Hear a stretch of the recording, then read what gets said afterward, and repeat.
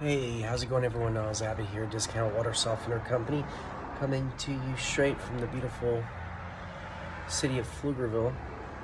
We are in front of a very hard-working clock WS1 valve. Let's go through this. Look at that, 725 times 1,000 for the history of the valve, so 725,000 gallons.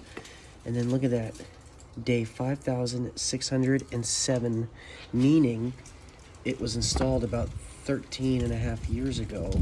And then check this out. Bam.